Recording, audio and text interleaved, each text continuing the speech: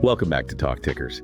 You know what we do here? We break down the most important earnings calls so you don't have to. Today, we're diving deep into Broadcom's first quarter 2025 earnings call. All right, let's get into it. Broadcom just wrapped up a record-breaking quarter. They reported their highest ever total revenue, reaching $14.9 billion. That's up a whopping 25% year over year. Wow, yeah, that is significant growth. It is, and their consolidated adjusted EBITDA also hit a new record, $10.1 billion, a 41% increase compared to the same period last year. Okay, so just from those headline numbers, we can see they're performing really well. Yeah. What were the key factors driving this strong performance? Well, digging deeper, the success was really fueled by two main areas. First, their Semiconductor Solutions division pulled in $8.2 billion, an 11% increase year over year. A significant portion of that growth was driven by AI, which generated a massive $4.1 billion in revenue, up a staggering 77% from the previous year. 77%, that's quite a jump. It seems like AI is becoming an increasingly important part of their business. It definitely is. And then their other main segment, infrastructure software, also saw a big revenue jump. Okay, tell me more about that. Yeah, so infrastructure software reached $6.7 billion in revenue, a robust 47% increase year over year. It's important to note, though, that this figure includes a full quarter of VMware results, which obviously contributed significantly to this impressive growth. Yeah, the VMware acquisition is definitely having a big impact there. So let's delve a little deeper into those segments, starting with Semiconductor Solutions and that incredible AI growth. What's driving that demand? The primary driver is hyperscale cloud providers. These are the companies with the huge data centers, and they're investing heavily in building out their AI infrastructure. Broadcom is seeing stronger than expected demand for its networking solutions that are crucial for creating these powerful AI systems. So it's basically the companies that are providing cloud services and advanced AI capabilities that are driving this growth. Exactly. And these hyperscalers are aggressively investing in what they call frontier AI models, essentially the next generation of advanced AI. And those require a lot more computing power. Right. They need huge amounts of processing power, which translates to high-performance accelerators and ever larger clusters of data center servers. And how is Broadcom responding to this increasing demand for more powerful AI hardware? Well, they're significantly ramping up their R&D investment in next-generation AI accelerators. In fact, they announced a key milestone. They taped out what they claim is the industry's first two-nanometer AI processing unit, or XPU. Taped out. For those of us who aren't chip designers, what does that mean? Good point. It means the chip design is finalized and ready to be sent for manufacturing. Gotcha. So what kind of performance are we talking about with this new XPU? They're aiming for an incredible 10,000 teraflops of processing power. 10,000 teraflops, that's a pretty big number. Can you put that into perspective for us? I mean, that kind of power could potentially enable completely new types of AI models that are simply too computationally intensive to run today. Think like much more sophisticated natural language processing, significantly faster drug discovery, breakthroughs in complex scientific modeling stuff that's just not feasible with current technology. That's fascinating. So are they only focusing on the processors themselves? No, they're also very focused on scaling these AI deployments to enormous sizes, like clusters of 500,000 accelerators and even beyond. To connect all of those, you need incredibly high-speed networking. Their next-generation Tomahawk 6 switch, for example, is a key part of this. They're saying it'll have 100 terabits per second of bandwidth with really fast data transfer speeds. So they're building the chips and the high-speed connections to link everything together. That's a pretty comprehensive approach. Definitely. And this is all aligned with the future plans of Broadcom's three largest hyperscale clients. These customers are reportedly targeting a goal of 1 million XPUs in their clusters by the end of 2027. Broadcom estimates that this represents a massive serviceable addressable market, or SAM, of somewhere between $60 billion and $90 billion. That's a huge market opportunity. And are they only working with these three big clients? No, they're actually expanding their reach. Broadcom mentioned they're working with 4 more hyperscalers to develop custom AI accelerators. They expect to reach the tape-out stage with these partners this year. And here's the thing. These 4 additional clients aren't even included in that $60 to $90 billion SAM estimate. Wow, so the potential market for their AI solutions could be significantly larger than what they're currently projecting. Potentially, yes.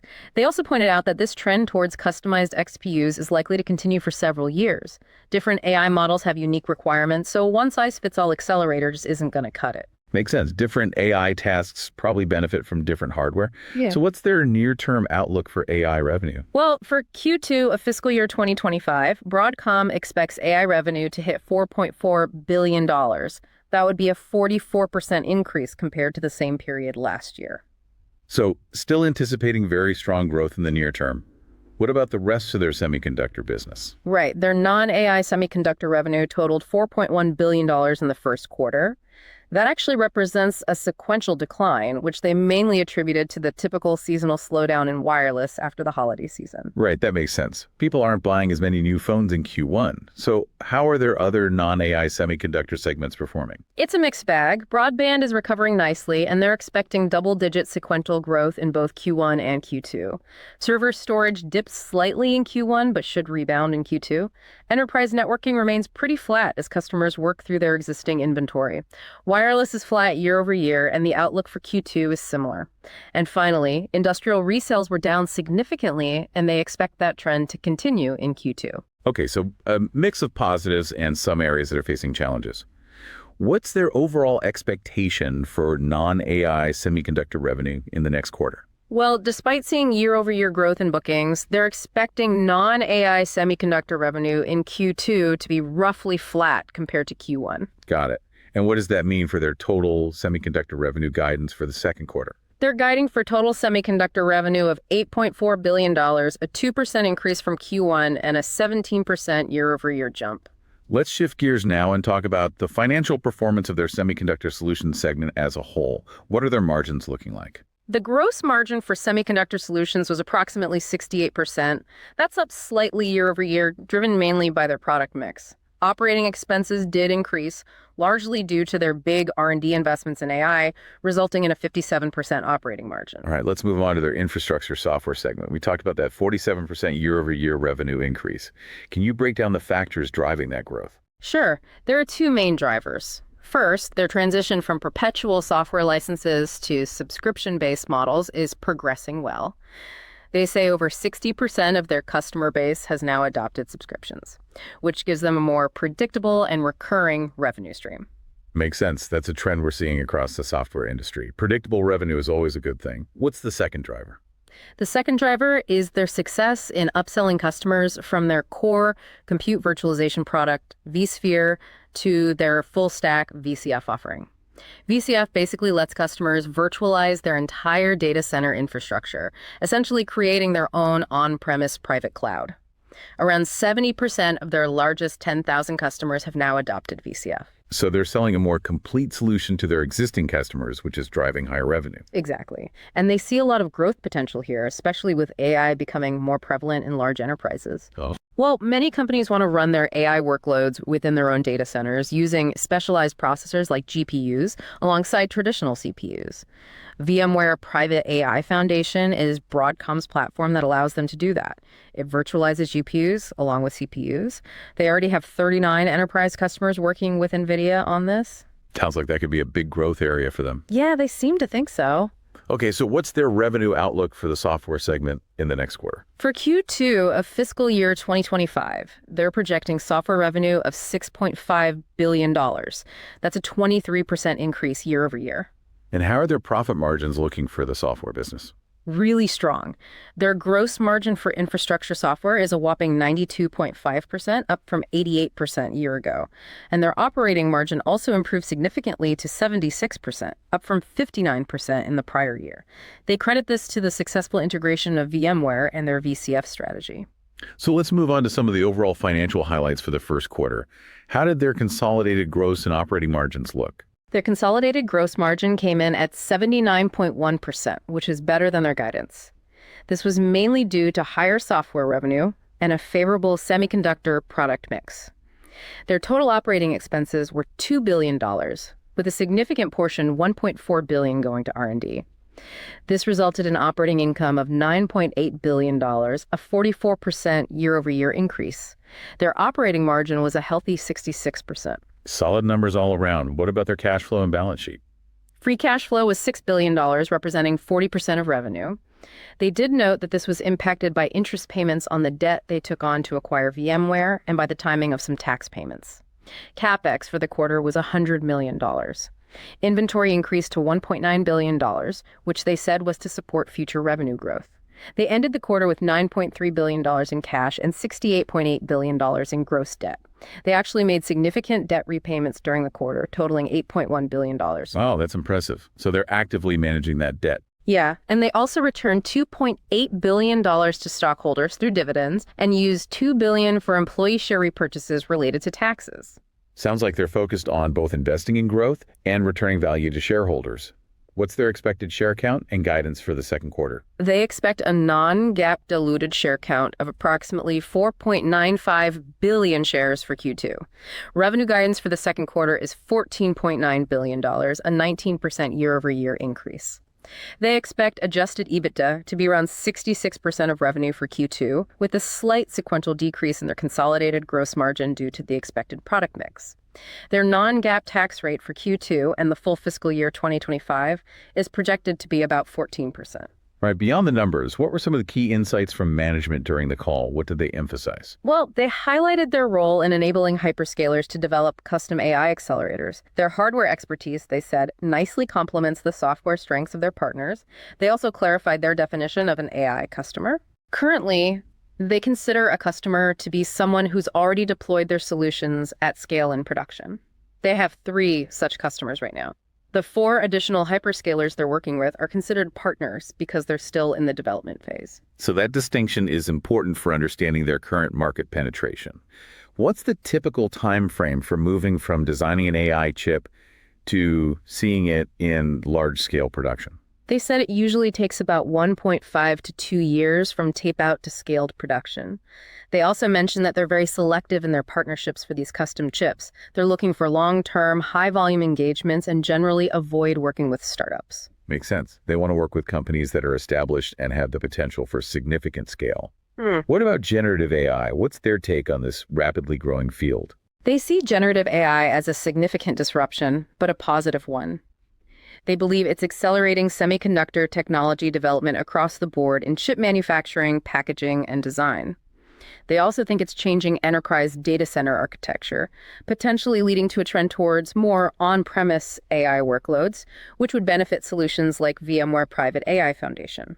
Interesting. Did they mention anything about the geopolitical landscape and its potential impact on their business, specifically relating to AI? They acknowledged the geopolitical tensions out there, but said they don't currently see any major concerns regarding their existing AI design wins or their ability to ship products due to regulations. So they're not overly worried about geopolitical risk impacting their AI business in the near term. Right. What about the breakdown between AI training and AI inference? Where are they seeing the biggest opportunities? They explained that their $60 to $90 billion SAM includes opportunities in both training and inference. While training currently represents the larger portion of that market, they have products and solutions for both types of workloads. And when it comes to building these massive AI clusters, what are the hyperscalers most concerned about when it comes to networking infrastructure? They're primarily focused on proven performance and scalability. Broadcom believes it has a significant edge in both areas. They're investing heavily in next-generation networking products like their Tomahawk switches and advanced optical and copper connectivity solutions. They estimate that networking solutions will eventually account for roughly 30% of their total AI revenue. Finally, did they say anything about their M&A strategy? Yeah, they said they're not currently focused on any M&A activity. Their main priorities are capitalizing on the opportunities in AI and successfully integrating VMware. Makes sense. They've got a lot on their plate already. So for investors and analysts trying to make sense of this earnings call, what are the key takeaways? Well, I think the main highlights are Broadcom's strong positioning in the rapidly growing AI infrastructure market, evidenced by their revenue growth and expanding engagements with major hyperscalers. The successful integration and continued growth of their VMware business are also key, boosting their infrastructure software segment and overall profitability. And while some of their non-AI semiconductor segments are facing challenges, others are recovering. Their significant R&D investments demonstrate their commitment to staying ahead of the curve in both semiconductors and software. And their strong cash flow generation, despite the debt from the VMware acquisition, points to a healthy underlying business. Excellent summary. Now it's time for our This Is Not Financial Advice segment, where we throw out a speculative, maybe even a little crazy trade idea inspired by what we've heard on the call. What wild thought has this earnings call sparked for you today? Okay, so everyone's talking about the picks and shovels of the AI boom, the chip makers, the infrastructure providers like Broadcom. But what if the real bottleneck isn't processing power or network speed, but something else entirely? I like where this is going. My thought is this. What if the real constraint on these million XPU clusters ends up being energy? Hear me out. These massive AI installations are going to be energy hogs. The current grid infrastructure might not be able to handle them, and traditional power sources could face environmental or logistical hurdles. What I'm thinking is, maybe companies that can provide clean, reliable, and localized power directly to these data centers, well, maybe they're the real winners here. So you're thinking about an investment in alternative energy. More specifically, I'm thinking about companies specializing in small-scale nuclear reactors designed for on-site power generation at data centers. Okay, that is definitely a bold prediction. It's a long shot, high risk, high reward kind of play. But if AI keeps growing at this pace, the demand for new energy infrastructure is going to be huge. Certainly an interesting angle. People tend to focus on the computing side of things, but the energy aspect is just as important. Exactly. Everyone's chasing the bits and bytes, but the electrons are what make it all possible. Love it. Well, that wraps up our deep dive into Broadcom's latest earnings call. Hopefully, we've given you some food for thought. As always, remember, this is just our take on a complex situation, and it is definitely not financial advice. Do your own research before making any investment decisions. We'd love to hear your thoughts on Broadcom's AI strategy and the growth of their software division.